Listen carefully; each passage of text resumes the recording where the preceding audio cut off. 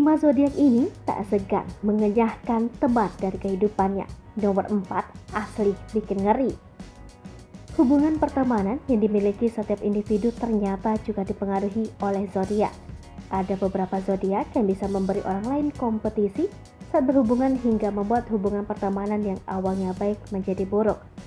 Orang-orang berzodiak ini disebutkan bahwa mereka tidak akan ragu untuk mengenyahkan teman dari kehidupan mereka dalam waktu singkat. Zodiak apa sajakah itu? Simak selengkapnya di sini. Aries, 21 Maret sampai 19 April. Zodiak Aries ini tidak suka membuang waktu mereka berada di sekitar orang-orang yang tidak peduli padanya. Sebagai gantinya, mereka juga ingin memiliki kelompok teman yang hubungan erat yang saling menyayangi. Namun, sekali ada yang menyakiti Aries, mereka akan pergi untuk selamanya. Taurus, 20 April sampai 20 Mei. Mereka tidak akan langsung mengenyahkan teman dari kehidupan mereka karena membutuhkan waktu berpikir untuk melakukannya. Taurus memang dikenal sebagai zodiak yang berpikir sebelum bertindak. Ketika Taurus sudah memutuskan pergi meninggalkanmu, berarti itu sudah keputusan yang sangat matang dari Taurus dan ia tidak akan lagi melihat ke belakang. Leo, 23 Juli sampai 22 Agustus.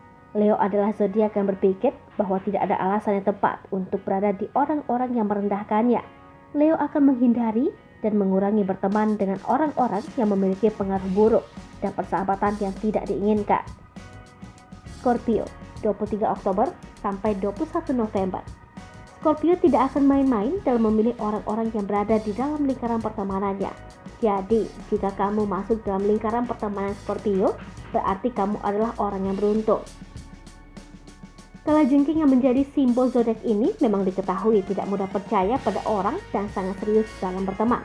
Jika Scorpio tahu kamu adalah teman yang tidak bisa dipercaya dan telah melakukan kesalahan, mereka akan mengenyahkanmu dari kehidupannya selama-lamanya. Aquarius, 20 Januari sampai 18 Februari. Aquarius tidak akan dengan dua tipe orang, yaitu kasar dan yang membosankan. Jadi jika kamu masuk dalam dua kategori ini, kamu bukanlah teman pilihan Aquarius.